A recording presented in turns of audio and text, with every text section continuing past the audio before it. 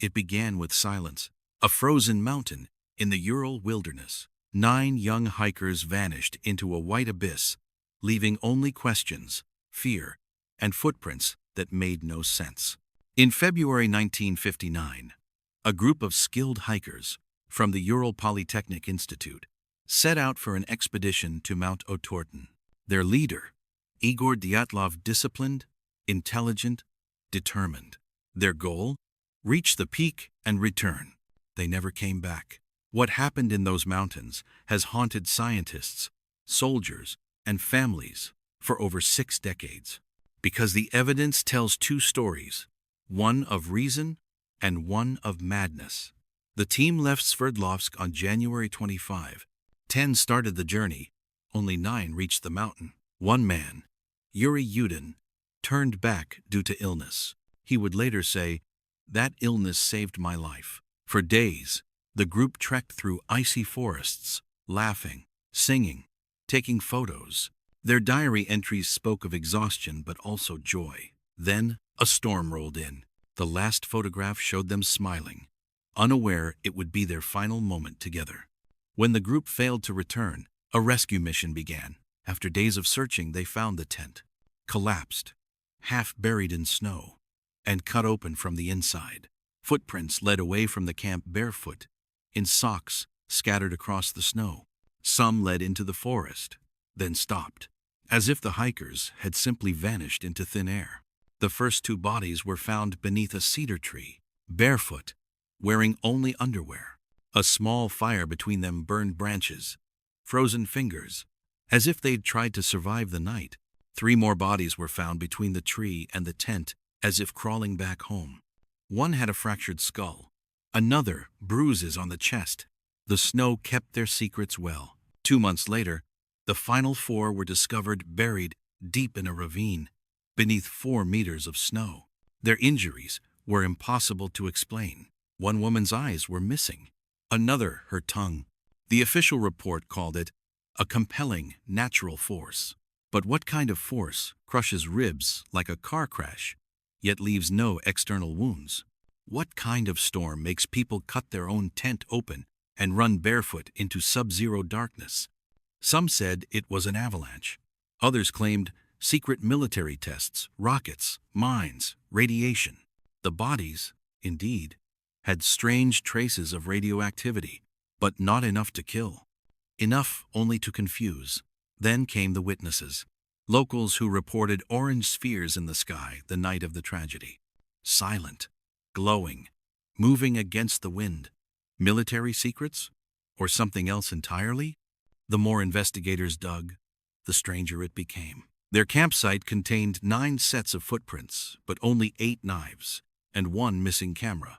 Someone or something had been there with them. Autopsies revealed injuries consistent with high-velocity impact, like being thrown by a blast wave. But there was no explosion, no crater, only silence.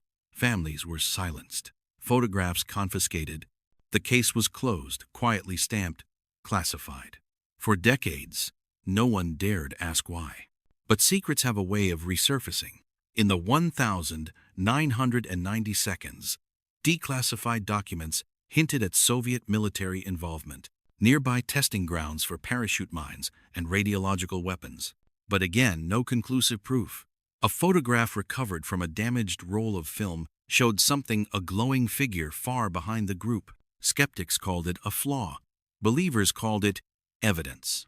At this point, the expanded narrative begins, adding detail to the hiker's journey, environmental challenges, and psychological elements. The terrain they traversed was merciless. Blizzards struck without warning, snowdrifts taller than a man, obscuring trees and landmarks. The wind howled through the valleys, carrying a sharp, biting cold that seemed to penetrate even the thickest layers of clothing. They faced subtle, invisible dangers. The ice underfoot could crack without sound. Hidden crevasses yawned beneath the snow, ready to swallow the unwary. Every step required calculation, strength, and luck. Nightfall brought a new terror. Even seasoned hikers felt their minds fray under the silence of endless white. Shadows seemed to move between the trees. The howling wind sounded almost like voices, whispers echoing fear into the heart. Yet the group remained disciplined. They rationed food carefully, maintained morale with humor and storytelling, and marked paths to ensure a return route.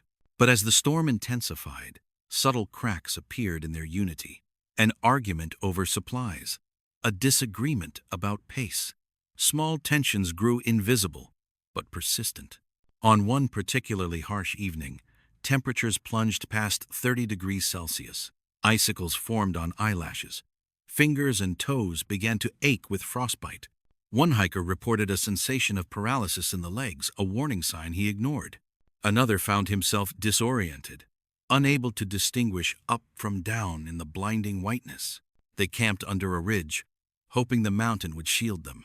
Yet the ridge funneled the wind, amplifying it into a screaming roar. The storm trapped them inside a fragile tent, fabric flapping violently, threatening collapse with every gust. Inside the tent, fear became tangible. Footsteps in the snow beyond their camp made them glance up repeatedly. The wind itself seemed to whisper warnings. Sleep was impossible. What if the truth behind Dyatlov Pass isn't hidden in the snow, but in the human mind's darkest corners? If you believe some mysteries are never meant to be solved, subscribe, share, and keep searching for the truths that hide between the shadows.